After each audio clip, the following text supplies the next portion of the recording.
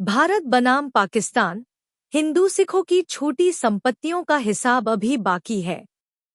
यह लेख करुणा सिंधु के द्वारा लिखा गया है। बंटवारे के वक्त पाकिस्तान से आए शरणार्थियों को अपना सब कुछ, घर, जमीन, दुकानें छोड़ना पड़ा था। यह लेख बताता है कि भारत के लिए उन संपत्तियों को वापस पाने का दावा किस तरह न्याय और अधिकार की मांग है। आजकल जब पाकिस्तान अधिकृत कश्मीर (पीओके) को वापस लेने की मांग को राजनीतिक और जन समर्थन मिल रहा है, तब भारत को 1947 का एक और भूला हुआ घाव भी याद करना चाहिए। उन हिंदू और सिख शरणार्थियों की संपत्तियां जो बंटवारे के समय मजबूरन छोड़ दी गईं और जिनका मुआवजा आज तक नहीं मिला। इन लोगों में से कई तो जान बचाकर सिर्फ शरीर पर कपड़े लेकर ही भारत पहुंचे थे। भारत का बंटवारा केवल सीमाएं खींचने का मामला नहीं था, यह मानव इतिहास के सबसे बड़े और भीषण जनसंख्या विस्थापनों में से एक बन गया। इसका सबसे बड़ा शिकार हिंदू और सिख बने, जो नए बने इस्लामी राष्ट्र पाकिस्तान के भीतर फंस गए थे। 10 मिलियन से अधिक लोगों को अपने घर-बार छोड़ने पर मजबूर होना पड़ा, लेकिन यह विस्थापन दोनों ओर बराबर नहीं था। पाकिस्तान में हिंदू और सिखों को केवल सामाजिक दबाव से नहीं, बल्कि योजनाबद्ध नरसंहार, लूट, बलात्कार और हत्या के जरिए बाहर निकाला गया, खासकर पश्चिम पंजाब और सिंध में। ये घटनाएं किसी अचानक गुस्से का नतीजा नहीं थी, बल्कि एक सुविचारित जातीय सफाया नीति के तहत अंजाम दी गई। जमींदार, व्यापारी, पुजारी, शिक्षक, संपूर्ण समुदायों को या तो समाप्त कर दिया गया या उन्हें भागने पर मजबूर किया गया। बंटवारे के समय पाकिस्तान में लगभग 2.5 करोड़ गैर मुस्लिम रहते थे। आज उनकी संख्या गिनी चुनी बची है, वो भी डर, उत्पीड़न और असुरक्षा में जी रहे हैं। इन शरणार्थियों ने जो संपत्तियां पीछे छोड़ी, वे केवल घर या खेत नहीं थी, बल्कि पीढ़ियों की मेहनत और पहचान का हिस्सा थी। दुकानें, हवेलियां, खेत और सामुदायिक ढांचे। पाकिस्तान के सम्माननीय संस्थापक ने बंटवारे के समय सभी नागरिकों को समान अधिकार और सुरक्षा का भरोसा दिलाया था, लेकिन यह वादा जल्द ही खोखला साबित हुआ। पाकिस्तानी सरकार और उसके अधिकारियों ने इन संपत्तियों को जब्त कर लिया। न तो उन्हें कभी लौटाया गया, न ही पीड़ितों को कोई मुआवजा मिला। ज्यादातर जमीन या तो राज्य के कब्जे में चली गई या उन इस्लामी संगठनों और प्रभावशाली लोगों को सौंप दी गई, जो स्वयं हिंदू विरोधी हिंसा में शामिल थे। आगे के हिस्सों में यह लेख बताएगा कि भारत ने इन छूटी हुई संपत्तियों के मुद्दे को हल करने के लिए क्या प्रयास किए हैं, कानूनी ढांचों से लेकर मुआवजा योजनाओं तक, और किस तरह आज भी लाखों विस्थापित परिवार न्याय की प्रतीक्षा में हैं। यह अधूरा इतिहास आज भी राष्ट्रीय स्मृति, न्याय और ऐतिहासिक संतुलन की मांग को प्रभावित करता है। पाकिस्तान का ऐतिहासिक विश्वासघात। 1947 में भारत के बंटवारे के समय दोनों ओर के नेताओं ने यह आश्वासन दिया था कि गैर मुस्लिम अल्पसंख्यकों की सुरक्षा की जाएगी और उन्हें बराबरी का दर्जा मिलेगा। भारत के पहले प्रधानमंत्री जवाहरलाल नेहरू और कांग्रेस के वरिष्ठ नेताओं ने जोर देकर कहा कि दोनों देशों में अल्पसंख्यकों की रक्षा जरूरी है। पाकिस्तान के संस्थापक मोहम्मद अली जिन्ना ने भी इसी भावना को दोहराया। अगस्त 1947 में अपने ऐतिहासिक भाषण में जिन्ना ने कहा, आप आज़ाद हैं, आप अपने मंदिरों में जा सकते हैं, आप अपनी मस्जिदों में या पाकिस्तान के किसी भी पूजा स्थल पर जा सकते हैं। आप किसी भी धर्म, जाति या समुदाय से हो सकते हैं, इसका राज्य के कामकाज से कोई लेना देना नहीं है। इन वादों पर भरोसा करते हुए लाखों हिंदू और सिख जो नई सीमा के उस पार रह गए थे, उन्होंने भारत आने का फैसला नहीं किया। लेकिन जो कुछ उनका इंतजार कर रहा था, वह एक भयानक सच्चाई थी। जिन सुरक्षा की गारंटी दी गई थी, उसकी जगह पाकिस्तान बनने के साथ ही हिंसा, जबरदस्ती विस्थापन और धार्मिक अल्पसंख्यकों के खिलाफ संगठित अत्याचार शुरू हो गए। हालांकि 1949 में पाकिस्तान की ऑब्जेक्टिव रेजोल्यूशन जैसी घोषणाओं में धार्मिक स्वतंत्रता की बात दोहराई गई, लेकिन वास्तविकता कुछ और ही थी। गैर मुस्लिमों को लगातार शक की नज़र से देखा गया, समाज से अलग थलग किया गया और अक्सर उन्हें आंतरिक असफलताओं का दोषी ठहराया गया। पाकिस्तान में बढ़ती इस्लामी कट्टरता और जिहादी हिंसा ने अल्पसंख्यकों की असुरक्षा को और गहरा कर दिया। सिर्फ शारीरिक हमले ही नहीं, बल्कि उन्हें कानूनी और सामाजिक स्तर पर भी भेदभाव का शिकार होना पड़ा। उनके घर, जमीन और रोजगार लूट लिए गए, जिससे वे सुरक्षा, सम्मान और आर्थिक स्थिरता से वंचित हो गए। जिन्ना के वादों के साथ यह विश्वासघात पूरी तरह स्पष्ट था। हालात इतने बिगड़ गए कि जोगेंद्रनाथ मंडल, जो एक प्रमुख हिंदू नेता थे, बंटवारे के पक्ष में थे और पाकिस्तान के पहले कानून मंत्री बने थे, कुछ ही महीनों में इस्तीफा देकर भारत लौटने पर मजबूर हो गए। जैसे जैसे पाकिस्तान एक इस्लामी राष्ट्र की ओर बढ़ा, अनगिनत हिंदू और सिखों के पास भारत में शरण लेने के अलावा कोई रास्ता नहीं बचा। एमनेस्टी इंटरनेशनल के दक्षिण एशिया प्रमुख ओमर वराइच ने इस बारे में कहा था, धार्मिक आज़ादी का जो वादा पाकिस्तान के हिंदुओं से उसके संस्थापक मोहम्मद अली जिन्ना ने किया था, उसे न मानने वाले सिर्फ उनके विचारों से विश्वासघात नहीं कर रहे, बल्कि पाकिस्तान के संविधान और अंतर्राष्ट्रीय मानवाधिकार समझौतों के तहत धार्मिक अल्पसंख्यकों के अधिकारों का भी उल्लंघन कर रहे हैं।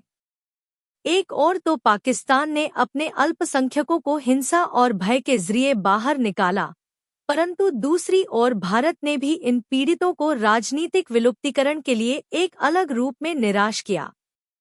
भारतीय नेतृत्व ने यह मान लिया कि जो मुसलमान भारत छोड़कर पाकिस्तान गए हैं, उनकी छोड़ी गई संपत्तियां अब भी मुस्लिम समुदाय की मानी जाएंगी। इसी सोच के चलते अधिकतर कीमती ज़मीनें वक्फ बोर्ड को सौंप दी गईं, जो एक इस्लामी धार्मिक न्यास है। यह निर्णय नैतिकता या कानून के आधार पर नहीं, बल्कि राजनीतिक संतुलन साधने की मंशा से लिया गया। नव स्वतंत्र भारत की सरकार ने अपनी धर्मनिरपेक्ष और समावेशी छवि को बनाए रखने के लिए धार्मिक अल्पसंख्यकों को संतुष्ट करना अधिक जरूरी समझा, बजाय इसके कि वह सीमा पार से आए लाखों हिंदू और सिख शरणार्थियों की बुनियादी जरूरतों को प्राथमिकता देती। इस पक्षपाती सोच का सबसे पीड़ादायक उदाहरण दिल्ली की जामा मस्जिद का प्रकरण है। उस समय कई शरणार्थियों ने मस्जिद परिसर में अस्थायी रूप से शरण ली थी, क्योंकि उनके पास रहने को और कोई जगह नहीं थी। लेकिन महात्मा गांधी के आग्रह पर उन्हें वहां से हटा दिया गया, ताकि नमाज अदा करने में कोई बाधा न हो। यह फैसला उस समय लिया गया जब हजारों विस्थापित परिवार खुले में बेघर और आघात से जूझ रहे थे। यह साफ दिखाता है कि भारत की शुरुआती नीतियां किस हद तक एकतरफा नैतिकता से प्रेरित थीं। छोटी संपत्तियों की स्थायी विरासत। लाखों हिंदू और सिख परिवारों के लिए बंटवारा केवल एक बार की त्रासदी नहीं था, यह एक लंबे, पीड़ादायक और अब तक जारी रहने वाले विस्थापन की शुरुआत थी। 1947 की हिंसा ने भले ही उन्हें भारत आने पर मजबूर किया, लेकिन उनकी तकलीफ सीमाओं के पार पहुंचकर भी खत्म नहीं हुई। आने वाले दशकों में पाकिस्तान में धार्मिक उत्पीड़न, भेदभाव और हिंसा की लहरें चलती रहीं, जिससे ये समुदाय धीरे धीरे पूरी तरह वहां से बाहर निकलते गए।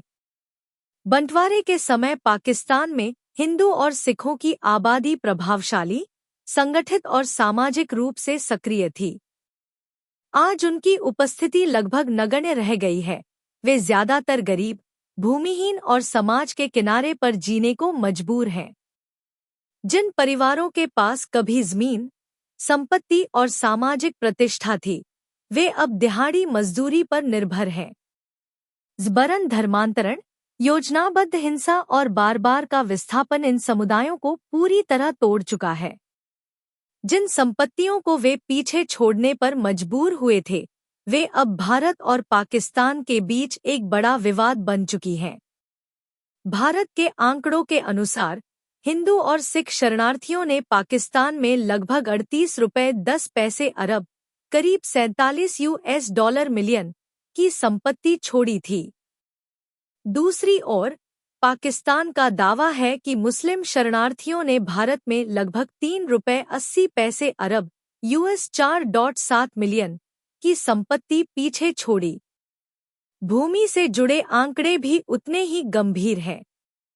भारत का कहना है कि केवल पश्चिम पंजाब में ही हिंदू सिखों ने करीब 66 लाख एकड़ जमीन छोड़ी, जबकि पाकिस्तान का कहना है कि मुस्लिमों ने पूर्वी पंजाब में लगभग 54 लाख एकड़ जमीन पीछे छोड़ी थी। छोड़ी गई संपत्ति का मामला बंटवारे की सबसे गंभीर और मानवीय चुनौतियों में से एक है। यह उन लाखों लोगों से जुड़ा है जिन्हें हिंसा और डर के माहौल में अपने घर, जमीन और सारी पूंजी छोड़कर भागना पड़ा। यह मुद्दा भारत और पाकिस्तान के बीच अकेला विवाद नहीं है, लेकिन दोनों देशों के लिए यह बेहद अहम है क्योंकि हर पक्ष को इसमें भारी नुकसान उठाना पड़ा। यह बंटवारे की उन स्थायी विरासतों में शामिल है जो आज तक अधूरी, अनसुलझी और उपेक्षित पड़ी है। मुद्दे को सुलझाने की कोशिशें। बंटवारे के बाद से ही भारत और पाकिस्तान ने छोड़ी गई संपत्तियों, एवाक्यूई प्रॉपर्टी के जटिल मुद्दे को सुलझाने के लिए कई प्रयास किए हैं, लेकिन बार बार हुई बैठकों और समझौतों के बावजूद कोई स्थायी समाधान अब तक नहीं निकल पाया है। इस दिशा में पहली पहल 27 अगस्त 1947 को लॉर्ड माउंटबेटन की अध्यक्षता में हुई जॉइंट डिफेंस काउंसिल की बैठक में की गई। इसमें तय हुआ कि दोनों देश एवाक्यूई प्रॉपर्टी के संरक्षक, कस्टोडियंस ऑफ एवैक्यूई प्रॉपर्टी, नियुक्त करेंगे, जो उन संपत्तियों की देखभाल करेंगे जिन्हें लोग सीमा पार जाते समय पीछे छोड़ गए थे।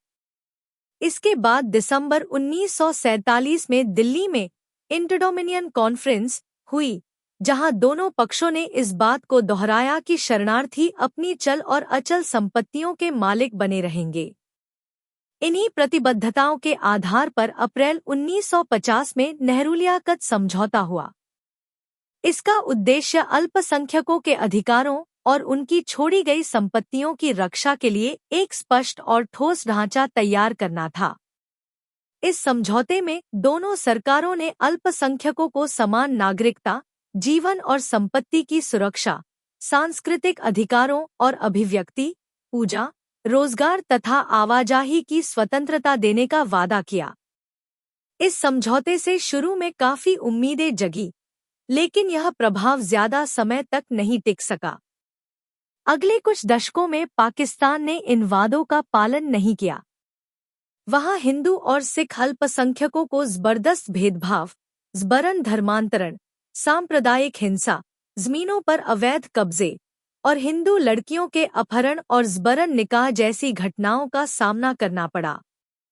इस बीच भारत ने अपने स्तर पर कदम उठाए। अगस्त 1951 में भारत सरकार ने यह तय किया कि जो मुसलमान भारत छोड़कर पाकिस्तान चले गए, उनके पीछे छोड़ी गई संपत्तियों का मूल्यांकन किया जाएगा। इसके बाद 20 सितंबर 1952 को नई दिल्ली में पुनर्वास मंत्रियों का सम्मेलन आयोजित हुआ, जिसमें तय हुआ कि ये संपत्तियां या तो नीलाम की जाएंगी या फिर हिंदू सिख शरणार्थियों को मुआवजे के रूप में दी जाएंगी।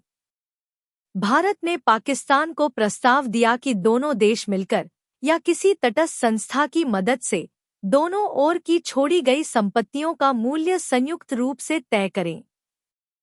अगर आपसी बातचीत से समाधान न निकले तो भारत इस मसले को अंतर्राष्ट्रीय मध्यस्थता, for example international court of justice या दोनों देशों के प्रतिनिधियों वाली किसी विशेष समिति के पास ले जाने को भी तैयार था।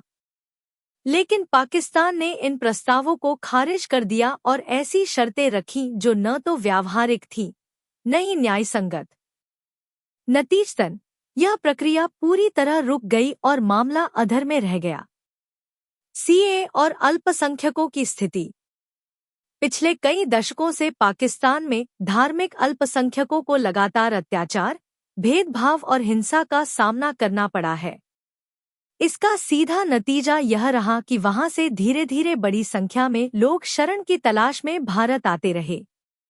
इस चुनौतीपूर्ण स्थिति से निपटने के लिए भारत ने व्यावहारिक कदम उठाए, जैसे पुनर्वास की व्यवस्था और नागरिकता प्राप्त करने के लिए कानूनी रास्ते प्रदान करना। चूंकि बंटवारे और उसके बाद पाकिस्तान से आए शरणार्थियों की छोड़ी गई संपत्तियों के मुद्दे को सुलझाने की सारी द्विपक्षीय कोशिशें नाकाम रही हैं, भारत ने एकतरफा प्रयास करते हुए इन विस्थापित समुदायों को बुनियादी सहायता देने की पहल की। इसी प्रयास का हिस्सा है 2019 में लागू किया गया नागरिकता संशोधन अधिनियम CAA। यह कानून पाकिस्तान, बांग्लादेश और अफगानिस्तान से धार्मिक उत्पीड़न के कारण 31 दिसंबर 2014 से पहले भारत आए शरणार्थियों को भारतीय नागरिकता प्राप्त करने का एक स्पष्ट और आसान रास्ता देता है। यह उन लोगों के लिए कानूनी स्पष्टता और स्थिरता लाने की कोशिश है जिनके पास कोई दूसरा विकल्प नहीं बचा। हालांकि मूल समस्याएं अब भी बनी हुई हैं। पाकिस्तान के संस्थापकों द्वारा अल्पसंख्यकों की रक्षा के जो वादे किए गए थे, वे कभी जमीन पर नहीं उतरे। नेहरूलियाकत समझौते जैसे औपचारिक आश्वासनों के बावजूद पाकिस्तान का झुकाव लगातार एक कट्टर इस्लामी राज्य की ओर बढ़ता गया, जिसने धार्मिक भेदभाव, ज़बरन धर्मांतरण और व्यापक पैमाने पर अल्पसंख्यकों के विस्थापन को और गहराया। एक और गंभीर मुद्दा उन जमीनों और संपत्तियों का है जिन्हें हिंदू और सिख परिवार बंटवारे के दौरान पीछे छोड़कर भारत आ गए थे। इस बड़े पैमाने के पलायन ने भारत पर भारी सामाजिक और आर्थिक बोझ डाला, खासकर जमीन और आवास के संसाधनों पर। इस संदर्भ में यह तर्क पूरी तरह जायज़ है कि पाकिस्तान को उन संपत्तियों के लिए जिम्मेदार ठहराया जाए जिन पर उसने कब्जा कर लिया, और साथ ही भारत को जो बोझ उठाना पड़ा उसकी भरपाई की मांग की जाए। यह मामला केवल भारत पाकिस्तान के बीच की एक द्विपक्षीय शिकायत नहीं है, बल्कि यह ऐतिहासिक न्याय से जुड़ा एक व्यापक प्रश्न है। इसे अंतर्राष्ट्रीय मंचों पर उठाना जरूरी है ताकि भारत के दावे को वैश्विक पहचान और समर्थन मिल सके, और जो लोग बंटवारे और उसके परिणामस्वरूप उजड़ गए, उन्हें चाहे देर से ही सही न्याय मिल सके। अब मौका है इसे निपटाने का। 22 अप्रैल 2025 को पहलगाम में हुए आतंकी हमले और उसके जवाब में ऑपरेशन सिंदूर के तहत भारत की सैन्य कार्रवाई के बाद भारत पाकिस्तान संबंधों में तनाव और अधिक बढ़ गया है। इसी के साथ सिंधु जल संधि को लेकर भी नए सिरे से सवाल उठने लगे हैं और पाकिस्तान अधिकृत कश्मीर POK को वापस लेने की मांग को फिर से तेजी से समर्थन मिल रहा है। इस बदलते राजनीतिक और कूटनीतिक परिदृश्य में भारत के सामने एक महत्वपूर्ण अवसर है कि वह बंटवारे से जुड़े ऐतिहासिक अन्याय और लाखों विस्थापितों की पीड़ा को अंतर्राष्ट्रीय मंचों पर स्पष्ट और मजबूती से उठाए। यह केवल अपना पक्ष रखने का मौका नहीं, बल्कि दुनिया का ध्यान इन पुराने मुद्दों की ओर खींचने का भी उपयुक्त समय है। यदि भारत इस अवसर का सही उपयोग करे, तो वह एक व्यापक समाधान की दिशा में बढ़ सकता है। ऐसा समाधान जो बंटवारे और उसके बाद उजड़े करोड़ों जीवनों को न्याय दिलाने में मदद कर सके। निष्कर्ष: भारत के पास सीमित भूभाग और संसाधन है। ऐसे में उसे पाकिस्तान में छोड़ी गई हिंदू सिख संपत्तियों पर अपना दावा मजबूती से दोहराना चाहिए और इस विषय को अंतर्राष्ट्रीय स्तर पर प्रभावी ढंग से उठाना चाहिए। यह न केवल ऐतिहासिक अन्याय को सही करने का प्रयास होगा, बल्कि उन नागरिकों की जरूरतों का समाधान भी जो आज भी विस्थापन के दंश को झेल रहे हैं। अब समय आ गया है कि भारत अपने वैध अधिकारों और हितों को दृढ़ता से सामने रखे और अपने नागरिकों के लिए एक अधिक न्यायपूर्ण और सम्मानजनक भविष्य सुनिश्चित करे। जब वैश्विक दृष्टि इस क्षेत्र पर केंद्रित है, तब भारत को यह अवसर हाथ से नहीं जाने देना चाहिए। यह वह घड़ी है जब भारत अपने दावे के साथ खड़ा होकर आने वाली पीढ़ियों के लिए एक बेहतर कल की नींव रख सकता है।